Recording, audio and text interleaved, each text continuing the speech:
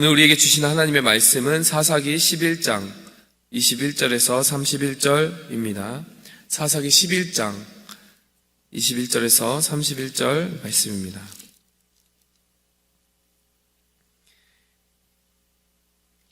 이스라엘의 하나님 여호와께서 시온과 그 모든 백성을 이스라엘의 손에 붙이심에 이스라엘이 쳐서 그 땅 거민 아모리 사람의 온 땅을 취하되 아르논에서부터 야복까지의 광야에서부터 요단까지 아모리 사람의 온 지경을 취하였었느니라. 이스라엘 하나님 여호와께서 이같이 아모리 사람을 자기 백성 이스라엘 앞에서 쫓아내셨거늘 네가 그 땅을 얻고자 하는 것이 가하냐? 내 신 그모스가 내게 주어 얻게 한 땅을 내가 얻지 않겠느냐? 우리 하나님 여호와께서 우리 앞에서 어떤 사람이든지 쫓아내시면 그 땅을 우리가 얻으리라. 이제 내가 모압 왕 십볼의 아들 발락보다 나은 것이 있느냐? 그가 이스라엘로 더불어 다툰 일이 있었느냐? 싸운 일이 있었느냐? 이스라엘이 헤스본과 그 향촌들과 아루엘과 그 향촌들과 아르논 연안에 있는 모든 성읍에 거한 지 300년이거늘 그동안에 너희가 어찌하여 도로 찾지 아니하였느냐? 내가 내게 죄를 짓지 아니하였거늘 네가 나를 쳐서 내게 악을 행하고자 하는도다. 원컨대 심판하시는 여호와는 오늘날 이스라엘 자손과 암몬 자손 사이에 판결하시옵소서 하나 암몬 자손의 왕이 입다에 보내어 말한 것을 듣지 아니하였더라. 이에 여호와의 신이 입다에게 임하시니 입다가 길르앗과 므낫세를 지나서 길르앗 미스베에 이르고 길르앗 미스베에서부터 암몬 자손에게 나아갈 때 그가 여호와께 서원하여 가로되 주께서 과연 암몬 자손을 내게 붙이시면 내가 암몬 자손에게서 평안히 돌아올 때에 누구든지 내 집 문에서부터 나와서 나를 영접하는 그는 여호와께 돌릴 것이라. 내가 그를 번제로 드리겠나이다 하니라. 아멘. 지난 시간에 우리가 살펴봤던 본문은 사사기 10장 1절에서 9절입니다. 그렇기 때문에 오늘 사사기 11장 21절부터 읽은 그 사이 간격이 조금 상당히 있습니다. 그 내용은 제가 오늘 본문 말씀을 함께 나누면서 설명하는 형식을 통해서 요약하면서 성도 여러분들과 나누기 원합니다. 지난 시간에 우리가 사사기 10장 1절에서 9절까지의 그 이스라엘의 상황을 살펴보았습니다.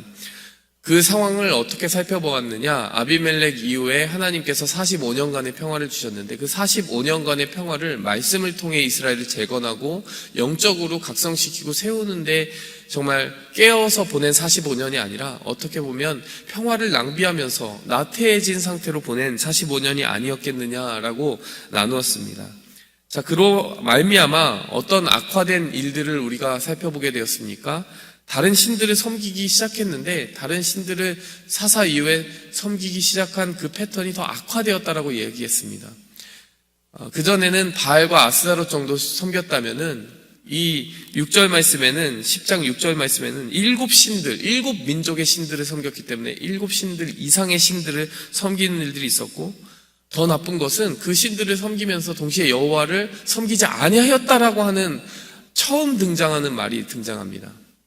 그러니까 다른 신들도 섬기고 하나님도 섬기는 정도가 아니라 하나님을 아예 버렸다라고 하는 표현이 이 사사기에서 최초로 등장하는 장면이 바로 10장 6절이었다라고 이야기했습니다. 그로 말미암아 하나님께서 주신 징계의 수위도 사상 유례 없는 수준이었다라고 이야기했습니다. 요단강 동쪽, 서쪽 다 침공당하고요. 암몬 자손에게 괴롭힘 당하고 서쪽에서 블레셋 자손에게 괴롭힘 당하게 하셨다. 뿐만이 아니라 침공당하는 국가가 그 지파가 어디였습니까? 네, 유다 지파, 에브라임 지파, 그리고 베냐민 지파. 그야말로 노른자였습니다. 그 이스라엘의 자손에서 가장 강성한 지파가 휘둘리고 그 발 앞에 굴복당하도록 만드는 유례없는 징계가 있었다는 것입니다. 한마디로 지난 시간에 우리가 살펴본 것은 이스라엘의 타락이 사상 유례없는 수준이었고 그에 맞춰서 하나님의 징계도 사상 유례없는 수준으로 올라갔다는 것입니다. 여러분, 사사기가 반복되면 반복될수록요, 우리가 죄를 짓고 그때마다 징계하시고 그때 회개하고 다시 사사라는 구원자를 보내서 이스라엘을 구원하신 그 패턴이 계속 반복되는 것을 볼 수 있는데요, 단순한 반복이 아니었다는 것입니다. 반복되면 반복될수록 이 사이클이 지나가면 지나갈수록 이스라엘의 타락의 수위도 높아졌을 뿐만이 아니라 하나님이 징계하시는 징계의 수위도 높아졌다는 것이에요. 여러분, 우리가 이 사사기의 그 정말 지루한 골짜기라고 해야 되나요? 이 반복을 벗어나려면 궁극적으로는 하나님의 말씀을 제대로 배우고 그 말씀 안에서 제대로 각성하는 수밖에 없습니다. 이 사사기의 그 패턴을 통해서 우리가 정말 우리가 깨우치지 못할 때, 말씀 안에서 바로 서지 못할 때 얼마나 어리석은 골짜기로 나락으로 빠져들 수 있는지를 계속 보게 되는 것입니다. 여러분, 이 사사기 10장 1절에서 9절 말씀이 지나가고요. 하나님은 어떻게 이야기하십니까? 하나님께서요, 이렇게 이야기하십니다. 13절 말씀, 10장 13절 말씀 보시면요. 너희가 나를 버리고 다른 신들을 섬기니 그러므로 내가 다시는 너희를 구원하지 아니하리라. 하나님이 이 말씀하신 것도 최초예요. 이스라엘 백성에게 어떻게까지 얘기하시느냐? 다시는 너희를 구원하지 아니하리라. 너희가 나를 버렸다. 그렇기 때문에 절대로 그럴 수 없다. 14절 말씀에요. 이렇게도 말씀하십니다. 가서 너희가 택한 신들에게 부르짖어서 그들이 너희를 구원하게 하라. 여러분, 하나님이 이렇게 말씀하신 적은 사사기에 눈을 씻고 찾아보아도 이 장면이 거의 최초라고 볼 수 있는 것입니다. 이때 이스라엘의 반응이 어떻습니까? 하나님 앞에 회개합니다. 또 이방 신들을 제하여 버립니다. 그러면서 여호와를 섬긴다. 16절의 말씀을 보니까, 10장 16절의 말씀을 보니까 그렇게 나옵니다. 그런데 그 모습을 보시고 하나님이 어떻게 하십니까? 다시 근심하시는 거예요. 근심하신다는 건 뭡니까? 이스라엘 자손을 다시 사랑하시는 그 마음을 버리시지는 않은 거예요. 어떻게 회복할까? 어떻게 다시 그 이스라엘을 세울까라고 하는 마음이 항상 하나님의 마음속에 있는 것입니다. 하지만 선뜻 도와줄 수 없는 것이 무엇입니까? 이 이스라엘이 저질러 놓은 그 행동에 대한 대가를 치르고 징계를 내려야 되는 하나님의 거룩한 성품도 있기 때문이죠. 그렇기 때문에 근심하고 계시면서 한 발짝 물러서시는 그 하나님의 모습이 10장 말미까지 나타나게 됩니다. 자, 오늘 이 본문 말씀 11장부터는 어떤 일들이 일어나게 되느냐? 하나님께서 세우신 사사는 아니지만 하나님께서 기름 부어주신 사사가 등장합니다. 여러분, 이 표현이 재밌지 않습니까? 하나님이 직접 세우신 건 아니지만 하나님이 성령으로 기름 부어주신 사사다. 여러분, 이 표현에 주목할 필요가 있습니다. 여러분, 하나님이 직접 세우시기까지 이스라엘 자손들이 기다리지 않았습니다. 그리고 어떻게 했을까요? 자기들이 직접 세웠습니다. 여러분, 이 부분을 통해서 첫 번째로 살펴보고자 하는 은혜가 있습니다. 하나님께서요, 진노 중에도 우리의 불안정한 가운데도 은혜를 베푸시는 하나님이라는 것을 우리는 볼 수가 있어야 됩니다. 자, 이 부분을 조금 더 설명드리도록 하겠습니다. 자, 지난 시간에, 지난 챕터에서 그렇게 끝났다라고 했어요. 하나님이 나는 더 이상 너희를 구원할 수 없어 라고 이야기를 합니다. 그때 암몬 자손이 모여서 길르앗에 진치는 장면이 10장 17절에 나옵니다. 그리고 나서 18절에 이제 길르앗 방백들이 당황하기 시작한 거예요. 누가 우리를 위하여 싸우게 될 것인가? 그때 하나님께서 세우시는 사사를 기다리지 않았습니다. 여러분, 이건 역시 최초의 사건이에요. 하나님이 직접 항상 세우신 사사가 먼저 일어났습니다. 그런데 지금 이스라엘 백성들은요, 하나님의 말씀을 들은 거예요. 어떤 말씀 들었습니까? 다시는 너희를 구원하지 않겠다. 그러니까 이 길르앗 방백들이 당황하기 시작한 거예요. 하나님, 우리가 회개하겠으니 하나님 우리를 구원해 주세요. 그런데 하나님 응답 없습니다. 그러니까 어떻게 합니까? 우리가 일단은 나가서 싸우겠습니다. 일단은 우리의 지도자를 세워서 나가서 싸우겠습니다. 하나님 도와주세요. 하나님이 사사를 세우실 때까지 기다리지 않고 직접 자기들 중에서 사사를 찾기 시작하는 거예요. 여러분, 사사를 직접 세우는 유례없는 일이 11장 초반에 일어나게 됩니다. 그래서 찾게 된 사람이 누구입니까? 입다라는 사람입니다. 자, 입다의 배경은 어떠한 배경이냐? 여러분, 입다는 큰 용사였다라고 나오는데 기생의 아들이었다라고 11장 1절에 등장합니다. 그러니까 본처의 아들이 아니라 기생의 아들이었기 때문에 본처의 아들들로부터 핍박을 받게 됩니다. 그리고 집에서 쫓겨나가게 되는 그 배경을 가지게 돼요. 그리고 그 초반에 그 기생의 아들로부터 이제는 본처의 아들들로부터 쫓겨나는 그 기구한 운명을 겪고 어떻게 됩니까? 쫓겨나간 그곳에서 많은 잡류들이 입다 주변으로 몰려들었다라고 나옵니다. 무슨 말이냐? 많은 불량배들, 힘께나 쓴다고 하는 사람들이 입다 주변에 몰려듭니다. 자, 그런데 중요한 것은 이것입니다. 이스라엘이 자기들을 위하여 싸울 사사를 고르는데 누구에게 찾아간 겁니까? 바로 이 입다에게 찾아간 겁니다. 어떤 이유로 찾아간 거예요? 힘께나 쓴다는 이유로 찾아간 겁니다. 그 불량배들이 옆에 잘 모여있고 힘께나 쓰니까 이제 이 사람을 세워놓으면 잘 싸우겠지라고 생각하는 그런 순진한 생각을 하고 입다를 세운 것입니다. 여러분, 그 사람의 성품을 알아보려 한다든지 하나님과의 관계를 알아보려 한다든지 그들을 영적으로 지도했던 어떤 이력을 살펴보려고 한 것이 아니라는 거예요. 힘께나 쓰는 사람을 그냥 찾아서 세운 것이 바로 이 입다라고 하는 사람이라는 것입니다. 하나님께서 사사를 세우시기까지 기다리지 않고 자기들이 먼저 사사를 세운 것도 유례 없습니다. 또 어떤 것이 유례가 없습니까? 영적인 기준을 가지고 사람을 세우지 않고 이렇게 육적인 기준만을 가지고 일단 싸워야 되겠으니까 싸움 잘하는 사람 골라온 것도 유례가 없는 거예요. 여러분, 그때 입다가 어떤 모습으로 이들에게 나타나느냐? 6절 말씀에 보니까요, 입다에게 이르되 우리가 암몬 자손과 싸우려 하나니 당신은 우리에게 장관이 되라. 이스라엘 자손의 딜이 이겁니다. 우리가 싸우려고 하는데 우리에게 와서 군대 장관이 되어 주십시오. 근데 입다가 이렇게 얘기합니다. 지금까지 내가 우리 아버지의 집에 속하지 못하고 너희에게 핍박을 받고 이렇게 환난을 당했는데 이제 와서 장관이 되게 해달라니 말이 되느냐? 이제 니네가 아쉬울 때가 되고 환난을 당한다고 그렇게 나에게 다가올 수 있느냐? 손쉽게 나를 이용하려고 하느냐? 이렇게 11장 7절에 말합니다. 그때 길앗 장로들이 뭐라고 합니까? 그런데 네가 만약에 우리를 위하여 싸워준다면은 네가 우리 길앗 족속의 모든 거민의 머리가 될 것이다. 이렇게 이야기합니다. 여러분, 이 대화의 방향이 흐름이 느껴지십니까? 처음에는 장관이 되어달라 이렇게 이야기합니다. 입다가 그럴 수 없지 이렇게 얘기하는 거예요. 그러고 나니까 한번 거절하고 나니까요, 계약 조건이 더 올라가는 거예요. 그래, 군대 장관으로 만족 못하겠니? 우리 지파의 머리가 되게 해주겠다 이렇게 얘기하는 겁니다. 협상 테이블에서 어떻게 협상을 해야 되는지 너무 잘 아는 입다예요. 아무래도 정말 험난한 인생을 살아왔기 때문에 입다가 이렇게 협상의 기술을 잘 아는 것 같아요. 결과적으로 그렇게 돼서 세워진 사람이 입다라는 것입니다. 여러분, 근데 그 입다가 정말 그렇게 사람이 세웠죠? 힘 좋다고 세웠죠?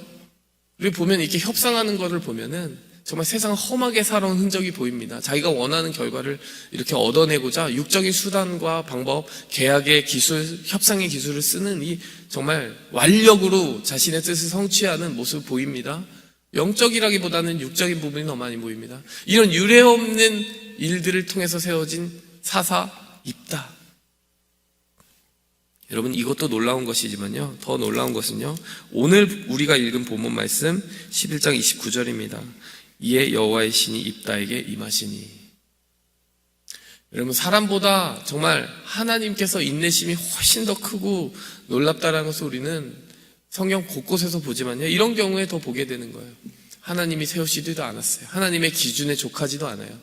어떻게 보면 사람의 뜻이 먼저 앞서서 급한 불이나 끄자고 이렇게 급하게 지도자를 세우는 어리석고 미숙한 이스라엘의 모습에도 불구하고 하나님의 신이 그 세워진 지도자에게 임하여 주셨다라는 것입니다. 여러분, 이것이 뜻을 돌이키시고 은혜를 베푸신 하나님의 그 흔적을 보여주는 정말 강력한 증거가 아니겠습니까? 내가 너희를 다시는 내 손으로 구원하지 않겠다 하나님 말씀하셨지만 넌 내 자식 아니야, 내 자녀 아니야 이렇게 이야기할지라도 다시 한번 뜻을 돌이켜서 그 자녀를 구원할 수밖에 없는 부모의 심정과 같이 하나님은 오늘도 근심하셔서 다시 그 불완전한 리더에게 성령을 기름 부어주시고 그를 통하여 하나님의 백성을 구원할 계획을 또 세우고 계신다라는 것입니다. 우리가 이 사사기의 지루한 패턴 속에서도 계속 선명하고 확실하게 마음에 새기고 배우고 가는 것은 무엇입니까? 우리의 불완전함에도 불구하고 하나님이 그 위에 기름 부어주시는 은혜가 너무나 크고 놀랍다라는 것입니다. 우리가 이 사실을 기억하고 나아갈 때 우리의 삶의 용기를 얻을 수 있을 것이고 그 불완전함을 싸매셔서 불완전한 사람을 또 하나님의 사람으로 세워 쓰시는 하나님의 은혜를 확신할 수 있을 것입니다. 여러분, 여기까지만 우리가 마음에 새길 것이 아니라 두 번째, 여러분, 항상 우리의 불완전한 회개와 순종에는 대가가 따른다는 것을 또한 함께 기억해야 됩니다. 우리가 불완전한 리더를 세웠고 불완전한 방법으로 이렇게 우리의 뜻대로 계획대로 해도 하나님이 다 받아주시고 은혜 베풀어 주시는구나, 이런 결론을 함부로 내서는 안 된다는 거예요.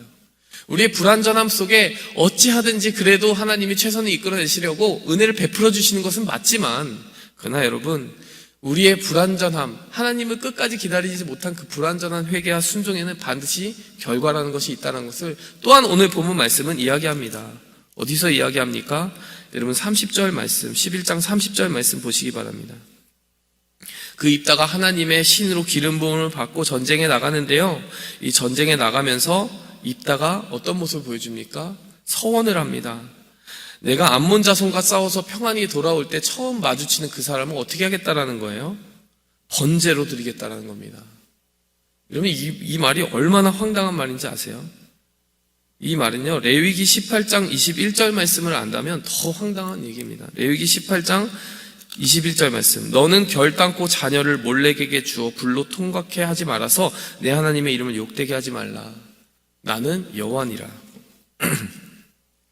여러분 하나님의 백성에겐 율법이 있습니다. 그 율법이 뭐라고 기록합니까? 레위기 18장 21절에 분명히 자녀를 불로 통과하여서 제물로 바치는 것은 하나님이 가증히 여기시는 일이고 그것은 하나님을 욕되게 하는 일이라고 레위기 18장 21절에 분명히 기록하고 있다는 것입니다. 그런데 지금 이 입다가 서원하고 있는 것이 무엇입니까? 하나님 저에게 승리를 주시면 제가 마주치는 그 첫 사람을 하나님께 번제로 드리겠습니다라고 얘기해버린 거예요.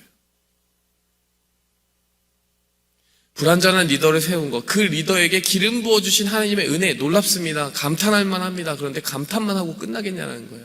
여러분 이렇게 하나님의 말씀으로 양육받고 그 성품이 다듬어진 리더를 세우고 기다린 것이 아니라 하나님이 직접 세워주시기 전에 정말 기다리고 기도한 것이 아니라 먼저 앞세우고 간 이 리더의 모습이 어떻게 되냐는 거예요. 지금 하나님의 말씀을 모르는 상태에서 이렇게 서원을 해버리는 것입니다. 여러분 우리가 말씀의 배경을 더 알면 황당한 지점이 한 가지 더 있습니다. 여러분 이렇게 자녀를 누군가 사람을 인신공양으로 번제로 바치는 이 풍습이 어느 신에게 있었습니까? 몰렉이라고 하는 신에 있었습니다. 그런데 그 몰렉이라는 신은 출신지가 어디입니까? 이 몰렉은요 암몬을 다스리는 신이었습니다. 암몬을 치러 가는데요, 암몬 지방에서 행해지는 암몬 신의 풍습을 따라 서원을 한 거예요. 이게 얼마나 황당한 일입니까? 여러분 이 입다의 모습을 보면서 우리가 하나님의 은혜, 정말 우리의 그 불안정과 깨어짐에도 불구하고 이렇게 하나님이 여전히 성령을 기름 부어셔서 비록 사람이 세운 리더에게도 이렇게 은혜를 베푸시는구나 감탄만 할 것이 아니라 정말 우리가 놀라고 경계를 받아야 될 부분이 있습니다. 하나님의 말씀으로 우리가 충분히 기다리지 않고 미숙한 그런 상태에서 우리의 방법을 앞세웠을 때는 그것에 당장 하나님이 역사해 주시는 것 같아 보여도 정말 이렇게 빈 구멍이 생길 수밖에 없다는 것입니다. 만약 하나님께 리더를 달라고 하나님의 방법이 무엇인지 알려달라고 기도했다면 조금 더 나은 초이스가 있지 않았을까. 입다라고 하는 이 불완전한 리더의 리더십을 따라갈 수밖에 없는 상황이 된 것이죠. 여러분 사사기가 진행되면 진행될수록요 이렇게 이스라엘 사람들의 영적인 타락도 지속되지만요 지도자의 영적인 타락도 계속 강화되는 모습을 우리는 보게 됩니다. 사사기 13장에 우리가 잘 알고 있는 가장 불완전한 사사인 삼손이 등장하는 것도 이러한 배경의 결과에 이런 영적인 흐름을 타고 나타나게 되는 것이죠. 우리가 말씀을 맺고 기억하기 원합니다. 우리가 기억할 것은 우리의 불완전함에도 불구하고 내가 다시는 너희를 구원하지 않겠어 말씀하셨지만 뜻을 돌이켜서 다시 은혜를 베푸시는 그 끝도 없는 하나님의 사랑을 기억해야 된다. 그러나 두 번째, 우리가 그 은혜를 남용할 것이 아니라 그 은혜를 남용하여서 정말 내 방법, 내 고집을 앞세워서 하나님보다 먼저 움직일 경우에는 반드시 치러지는 대가가 있다. 이 입다라고 하는 불완전한 리더가 내미는 이 서원을 보면서 우리는 불안한 겁니다. 벌써 우리가 완전한 회복, 완전한 회개 가운데 나아가려면 하나님보다 앞서지 말아야 된다. 하나님이 세우시는 그 방법을 기다려야 된다라고 하는 것을 우리는 반드시 기억해야 될 것입니다. 함께 기도하며 나가겠습니다. 하나님 아버지 감사합니다. 우리의 불완전함에도 불구하고 우리의 깨어짐에도 불구하고 하나님께서는 다시 한번 뜻을 돌이키십니다. 그리고 하나님보다 앞서 행한 정말 이 이스라엘 자손들의 괘씸한 방법에도 불구하고 하나님께서는 그렇게 세워진 리더에게도 성령을 기름 부으셨습니다. 그러나 하나님 아버지, 우리의 방법이 앞설 때는 반드시 놓치는 것이 있다는 것을 말씀을 통해 경계받게 도와주시옵소서.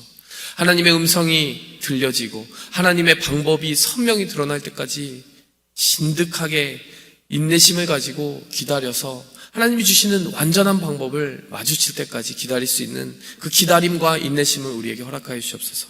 무엇보다 온전한 회개의 자리로 나아가는 데에 우리의 마음과 뜻을 붙들어 주시옵소서. 예수 그리스도의 이름으로 기도하였습니다. 아멘.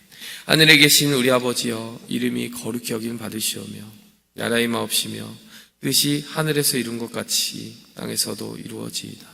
오늘날 우리에게 일용할 양식을 주옵시고 우리가 우리에게 죄 지은 자를 사하여 준 것 같이 우리 죄를 사하여 주옵시고 우리를 시험에 들게 하지 마옵시고 다만 악에서 구하옵소서. 내게 나라와 권세와 영광이 아버지께 영원히 있사옵나이다.